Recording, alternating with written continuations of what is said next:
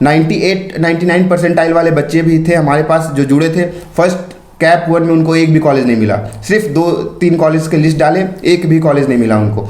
और तो आप ऐसे ऐसे बच्चे सोच सकते हो जिनकी 99 VGTI मिलने के चांसेस था, वो सिंहगढ़ लेकर के बैठे हुए थे कैप 1 में। तो बोले भैया ये बताओ सबसे नीचे कॉलेज मिला है 99 परसेंटाइल पे भी।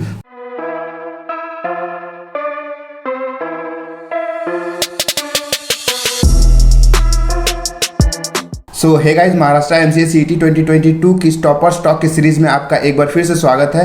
तो दोस्तों आज हम एक और टॉपर्स को लेकर के आए आपके सामने।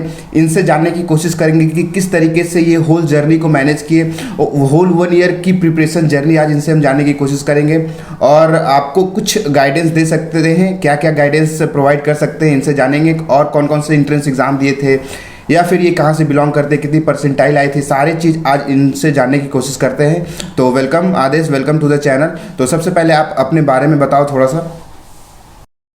Well, hello everyone. My name is Adesh Gaurav and I am from Jharkhand. I have completed my PCA from Jharkhand itself, from Ranchi BIT Mishra. तो आदेश, आपने सिर्फ महाराष्ट्र MCA CET ही दिया था या फिर और किसी एंट्रेंस एग्जामिनेशंस की प्रिपरेशन किए थे? अगर किए थे तो एक बार आप बता दो। नहीं, मेरा मेन एम था निमसेट। एक्चुअली महाराष्ट्र CET मेरा सेकंड का रेफरेंस था, तो मेरा पूरा जो प्रोसेस था प्रिपरेशन का वो निमसेट के अराउंड रहा है। महाराष्ट्र उसके कारण खुद से क्लियर। तो महाराष्ट्र CET के बारे में आपको कैसे पता चला कि आप महाराष्ट्र में एक एग्ज़ाम होती है, महाराष्ट्र में एक एंट्रेंस एग्ज़ाम होती है, इसके थ्रू आप एक अच्छे कॉलेज में जा सकते हो, जहाँ से आप अगर MCA करते हो तो एक अच्छी कंपनी में प्लेस हो सकती हो, एक अच्छी जगह पे पहुँच सकते हो। तो महाराष्ट्र CET के बारे में आपको कहाँ से पता चला? आपका चैनल था, उसमें बहुत बड़ा रोल, जिससे मेरे को पता चला। फिर यूट्यूब पे इधर उधर और तो इन्हें तो पता चला। तो एक बार आप प्रिपरेशन जर्नी बताओ आप बच्चों को 2023 में, क्योंकि बहुत सारे बच्चे देने वाले हैं एग्ज़ाम और अभी दिसंबर स्टार्ट होने वाले, जून या जुलाई में आपका शायद इस बार एग्ज़ाम हो जाएगा 2023 का। और इस बार का कट ऑफ को देखते हुए आपको तगड़ी मेहनत करनी होगी। अगर आप मेहनत से थोड़ी सी भी पीछे हटे तो आपका टॉप कॉलेज का सपना जो है वो 100% टूट जाएगा, क्योंकि हमारे ग्रुप में ऐसे बच्चे हैं जो 93 परसेंटाइल वाले भी इस साल ड्रॉप ले रहे हैं। 93 परसेंटाइल में भी उनको अच्छी कॉलेज नहीं मिली है। तो आप सोच सकते हो कि कंपटीशन कितना ज़्यादा बढ़ गया और एक बार और नेगेटिव मार्किंग खत्म हो गया है, उसके कारण से कट ऑफ बहुत ही ज़्यादा हाई चले गए थे। तो आधे से एक बार बच्चों को आप बताओ कि किस तरीके से उन्हें प्रिपरेशन करनी चाहिए, इस 6 महीने को किस तरीके से वो यूटिलाइज़ करें कि एक अच्छी रैंक हासिल कर सके। तो एक बार आप पूरी प्रोसेस बताओ। तो देखो, जैसा कि पता है इस बार का कट ऑफ चाहे वो निमसेट का हो चाहे महाराष्ट्र CET का हो, ऑल टाइम हाई है, ठीक है। तो मेरा भी मेन एम था जो कि निमसेट था। तो एक्चुअली क्या हुआ कि उसमें मेरा इस बार आया था 520.5 मार्क्स निमसेट में। तो ऐसा कभी आज तक हुआ नहीं था कि 500 प्लस मार्क्स लाने पे जो है NIT ना मिला हो। बट इस बार इतना मार्क्स लाने के बाद भी मेरे को जो रैंक अलॉट हुआ था वो 848 रैंक था मेरा निमसेट में, ठीक है। फिर वहाँ पे ऑल टाइम हाई चला गया, उसके कारण जो हुआ फिर महाराष्ट्र CET भी दिए, उसमें भी कुछ अच्छा स्कोर आया। फिर यहाँ पे कॉलेज अलॉट हुआ। तो फिर मेरा ये रहेगा कहना कि अब लग जाओ प्रिपरेशन, क्योंकि नेक्स्ट ईयर मेरे को पता है इससे भी ज़्यादा हाई कट ऑफ जाने वाला है, क्योंकि MCA का जितना क्रेज़ पहले नहीं था उतना धीरे धीरे जो है बढ़ते जा रहा है। जब से 2 साल का MCA हुआ है तब से, तो बस लग जाओ आप प्रिपरेशन में। हाँ, तो आप एक डिज़ाइन बताओ किस तरीके से, कितने टाइम आप जैसे टाइम मैनेज करते थे, हर एक टॉपिक को कितना टाइम देते थे। आप अपनी टाइम टेबल एक बार अगर बच्चों के साथ शेयर कर पाओ, क्योंकि आप एक अच्छी पोजीशन में आप पहुंच चुके हो, एक टॉप कॉलेज में आप पहुंच चुके हो और टॉप कॉलेज की क्या क्या बेनिफिट्स होती हैं वो भी हम आगे डिस्कस करने वाले हैं अभी। तो एक बार आप अपना टाइम टेबल शेयर करो कि कब उनको पढ़नी चाहिए। और ऐसा होता है कि बहुत सारे बच्चे का भी साथ में ग्रेजुएशन की लास्ट ईयर भी है, तो वो दोनों को कैसे मैनेज करें। एंट्रेंस एग्जाम को भी मैनेज करना है और उनको जो है कॉलेज के एग्जाम को भी मैनेज करना है, क्योंकि दोनों को उनको सेम लेकर के चलना है। तो किस तरीके से प्रिपरेशन करें वो एक बार बताओ। तो मेरा भी पहला ही अटेम्प्ट था, मैं भी एक फ्रेशर हूँ।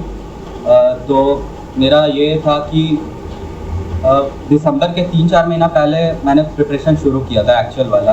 तो 3-4 घंटे पढ़ाई होती थी मेरी इसके लिए, निमसेट के लिए 4 घंटा। तो उसमें था कि दिसंबर आते आते मेरा 80% ऑफ द मैथ्स का सिलेबस कंप्लीट था। ठीक है। कंप्यूटर मेरा कॉलेज से ही हो गया था, और लॉजिकल रीजनिंग और इंग्लिश वगैरह किए नहीं थे उस समय तक। फिर दिसंबर में थोड़ा सा प्रिपरेशन छूट गया, फिर जनवरी का फर्स्ट वीक में मैंने टेस्ट सीरीज ली, ठीक है। तो फिर उस तो उनके साथ फिर बैठने का आदत हो गया। तब वहाँ पे मेरा कॉलेज भी था कि ऑप्शन दिया था कि तुमको अगर घर से करना है कॉलेज तो तुम कर सकते हो, क्योंकि कोविड ऑब्वियसली, तो उससे भी बहुत ज़्यादा बेनिफिट हुआ मेरे को। तो ऐसा था कि सर के साथ बैठे रहते थे, बस टेस्ट सीरीज देते थे और उसका एनालाइज करते थे, टेस्ट सीरीज देते थे, एनालाइज करते थे। एक बार 80% ऑफ द सिलेबस कंप्लीट करने के बाद तो ऐसे ऐसे मेरा जितना बचा हुआ था सिलेबस भी कंप्लीट हो गया। उसी टेस्ट सीरीज से मेरा कंप्यूटर भी हो गया और लॉजिकल रीजनिंग भी हो गया। तो टेस्ट सीरीज बहुत ही ज़्यादा इंपॉर्टेंट है। जितने भी हमने पॉडकास्ट लिए, जितने भी टॉपर्स से बात की, तो वो बोले टेस्ट सीरीज बहुत है, टेस्ट सीरीज आपको करनी ही चाहिए। तो आदेश एक बार बच्चों को आप तो एक बार आप बच्चों को बता दो कि टेस्ट सीरीज कब स्टार्ट करनी चाहिए। अगर पूरी सिलेबस हमारी कंप्लीट हो जाती है तब स्टार्ट करनी चाहिए, या फिर आप बीच में स्टार्ट करो, या फिर एग्ज़ाम के 10-15 दिन पहले स्टार्ट करो। तो टेस्ट सीरीज आप कब स्टार्ट करनी चाहिए बताओ। टेस्ट सीरीज आप जितना जल्दी से जल्दी शुरू कर सकते हो आप करो, क्योंकि ऐसा नहीं है कि जैसा मेरे साथ हुआ था कि हम सोच रहे थे कि जब तक पूरा कंप्लीट ना कर ले तब तक नहीं लेते हैं, लेकिन ऐसा नहीं होता है। टेस्ट सीरीज में उसके पहले टॉपिक वाइज टेस्ट चलते रहता है, या फिर 2-3-4 टॉपिक का मिला के टेस्ट चलते रहता है। तो क्या होगा कि अगर तुम पहले टेस्ट सीरीज ज्वाइन करते हो तो फिर जैसे तुम्हारा कोई सिलेबस जो है कंप्लीट हुआ है तो तुम उसका टॉपिक वाइज ले सकते हो। तो नहीं भी उस पर स्कोर नहीं भी आ रहा है तो तुम उससे टाइम मैनेजमेंट सीख सकते हो, तुम अटेम्प्ट कैसे करें वो सीख सकते हो, एक्यूरेसी बढ़ा सकते हो, स्पीड बढ़ा सकते हो। तो टेस्ट सीरीज जितना जल्दी से हो सके लेना।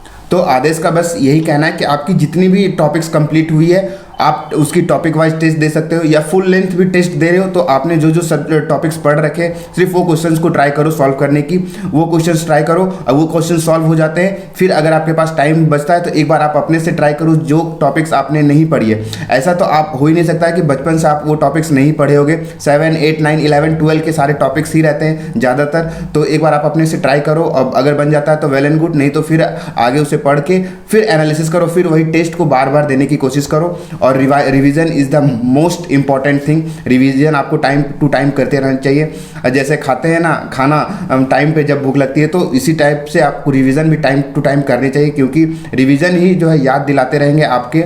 तो इस हिसाब से आपको पूरी जर्नी को मैनेज करनी है, पूरी होल जर्नी को। अब तो जर्नी नहीं बोल सकते क्योंकि 6 मंथ्स ही बाकी हैं। और जैसा कि आदेश बता रहे थे इनकी 800 समथिंग रैंक थी, उसमें भी NITs नहीं मिली। तो अगर आप निमसेंट के प्रिपरेशन कर रहे हो तो सोच सकते हो 500 प्लस मार्क्स आया था, 500।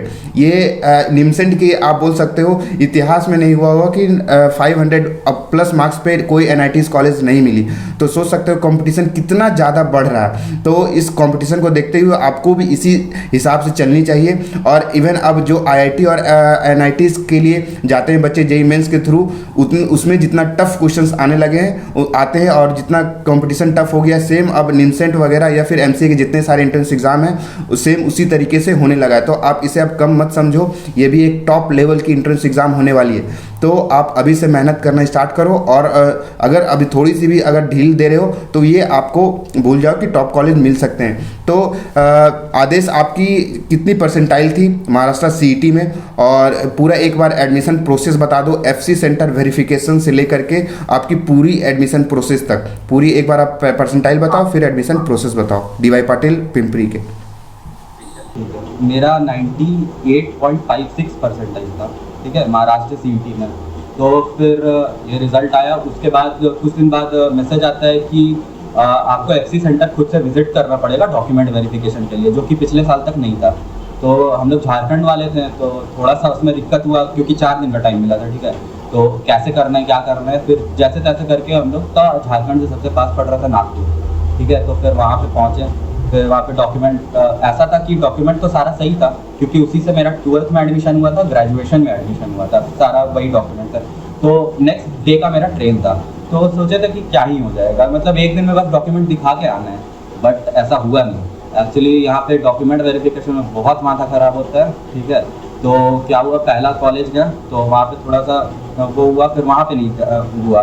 फिर दूसरे कॉलेज में गया तो वहाँ पे पता चला वो लोग 10th का जो CBSE का मेरा था उसी को एक्सेप्ट नहीं कर रहा है। वो लोग बोल रहे हैं कि मेरे को ग्रेड नहीं चाहिए, मेरे को परसेंटेज चाहिए, लेकिन परसेंटेज चाहिए। तो फिर उस समय तक हम लोग का ग्रेड था, CGPA सिस्टम था, तो उसके रिजल्ट के जस्ट पीछे था कि कैसे ग्रेड से परसेंटेज में कन्वर्ट कर रहा है, लेकिन वो लोग उसको मान नहीं रहा था।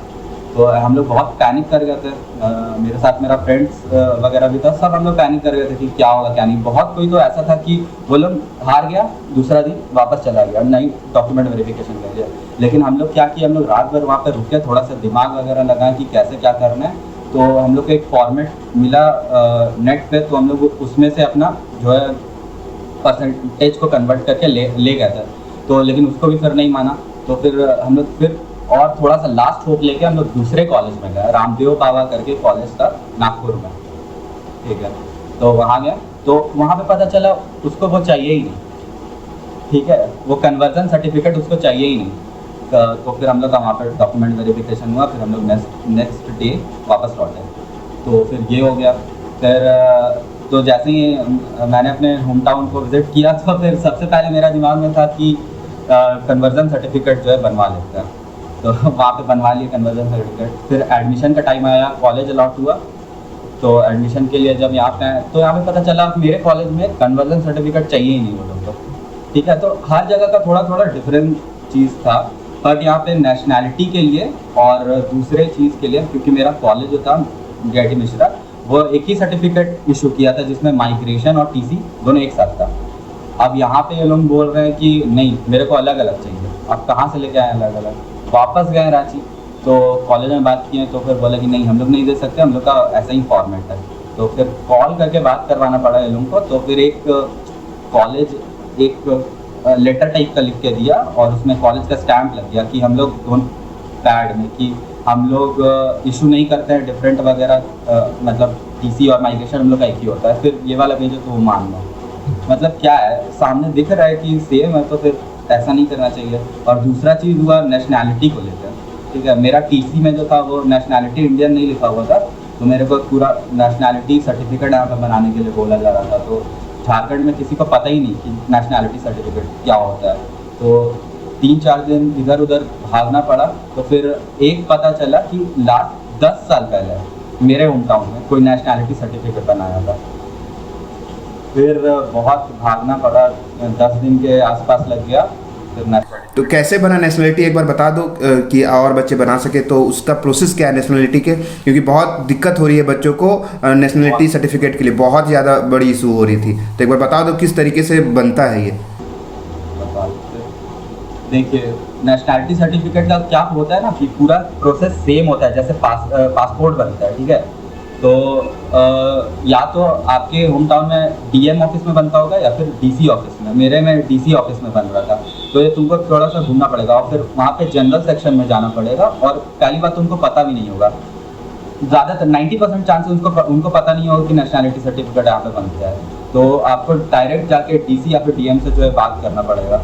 तो बात करना पड़ा मेरे को, फिर प्रोसेस शुरू हुआ। फिर DC ऑफिस का जनरल सेक्शन से शुरू हुआ, फिर SP ऑफिस में वेरिफिकेशन हुआ, पुलिस वेरिफिकेशन हुआ, जो कि होल प्रोसेस रहता है ना, जैसे पासपोर्ट बनता है वैसा बना।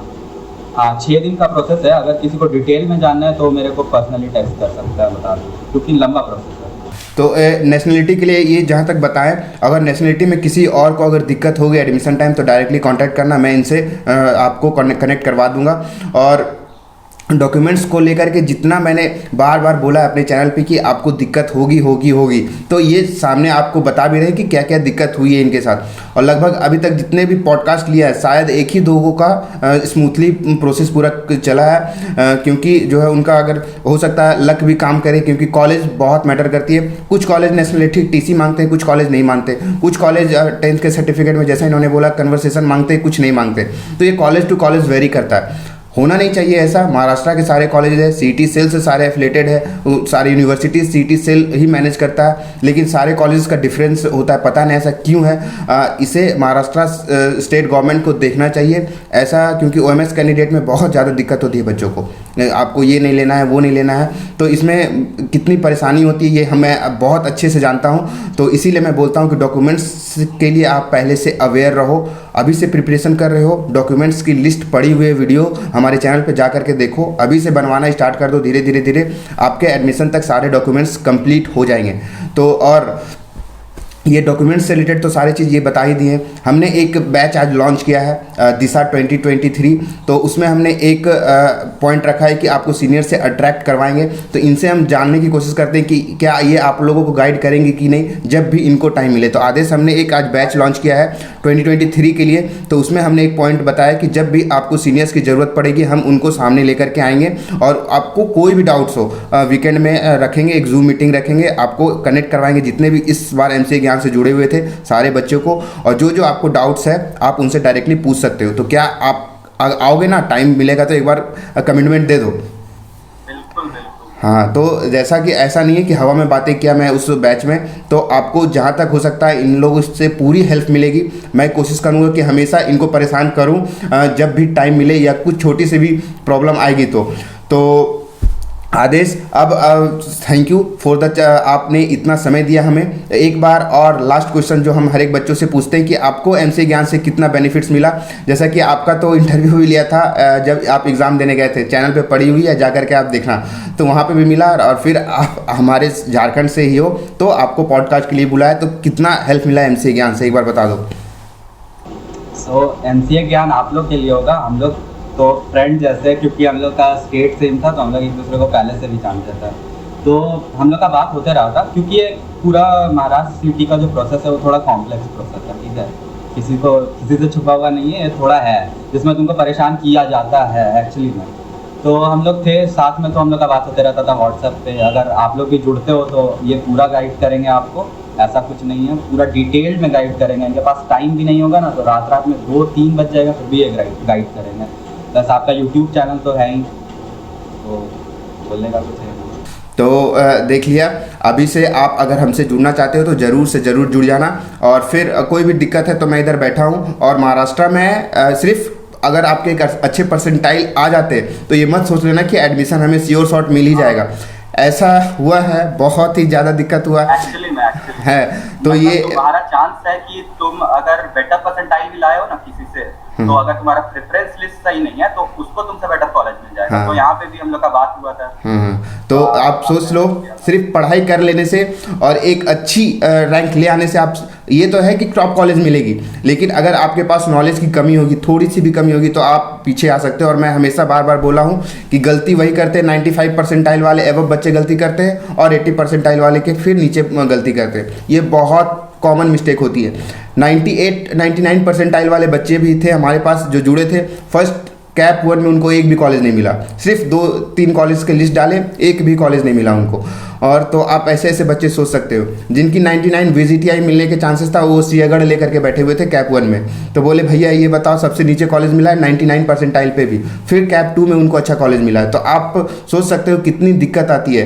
तो एक बार आपको पूरी जानकारी लेनी बहुत ही ज़्यादा ज़रूरी है। और आदेश को मैं पर्सनली भी थैंक यू बोलना चाहता हूँ, क्योंकि इनकी वजह से एक इन्हीं की कॉलेज की लड़की को एडमिशन मिला। ये उस दिन अगर नंबर नहीं देते, ये मदद नहीं करते मेरी, तो मैं उस लड़की की कोई मदद नहीं कर पाता। तो थैंक यू आदेश, आपकी वजह से भी वो आज आपके साथ है, क्लासेस में वो पढ़ रही है। उसकी भी मैं पॉडकास्ट डाल चुका हूँ, आप जा करके वो वीडियो देखना।